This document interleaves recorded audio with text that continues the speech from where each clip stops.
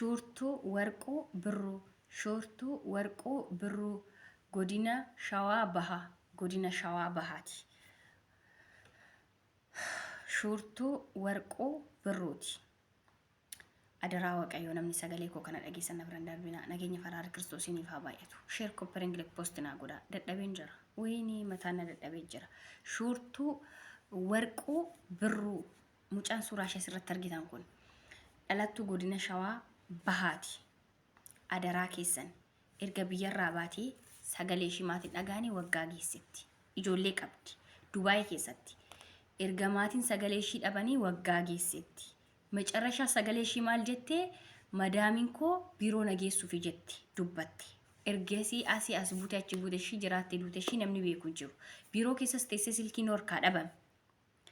Immoo yoo dhukkubsattee ergis jiraatte adaraa waaqayyoo hundumti keessanuu sheer koppilinger post naa godhaa. Hundumti keessanuu fuula feesbuukaa, yuutuubaa, tiktookaa warri fayyadamtan hundumti keessanuu please sagalee koo kana naa saraacaati.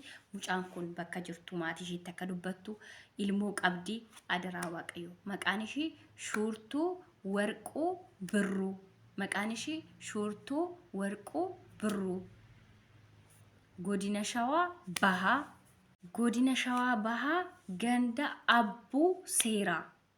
Bakka jedhamutti dhalatte jechuudha. Ganda Abbuu Seeraa jedhamutti dhalatte guddatti. Bannaataችሁ please bannaataችሁ sheer koppiliingii godha. Akka nakaanii iyyee dubbachuu hin dandeenye sagalee koo nan dadhabeen jiraanna.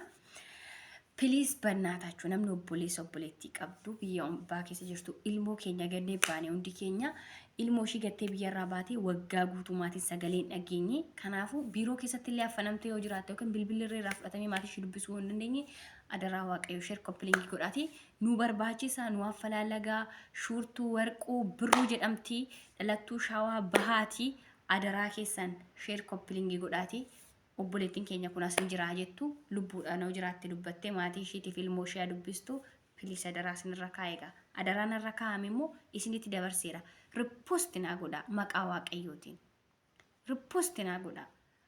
Like sheer koppiliingii godhaa. In argamti kanaan duras mucaan nuti sagalee taaneef argamtee turte. Akkanumatti maatiin hin duute moo jirti yoo duute hirmii baafanna yoo jiraatte moo nutti dubbattu jedhan biiroo keessatti affanamtee turte biiroo keessaa jira jettee gaaf sana warri biiroo gaafa viidiyoo nan hojjedhe sana arganii affalaalaguu ishee argan bilbila kennanii fi akka maatii ishee dubbistu taatee jirti. Kanaan dura viidiyoo hojjedheen jira seenaa laala akkanumatti affanamtee biiroo keessatti jechuudha. Please sagalee koo kana hundumaa qaqqabsiisaati. Biiroo keessatti akkasuma bilbila irraa fudhatanii gaafa warri biiroo sagalee koo kana dhagahan mucaa kana barbaaduu keenya arganu gadi baasuu akka maatii ishee dubbachuu godhu. Kanaafuu please sheer koppiliingii naa godha. Si waddaachu.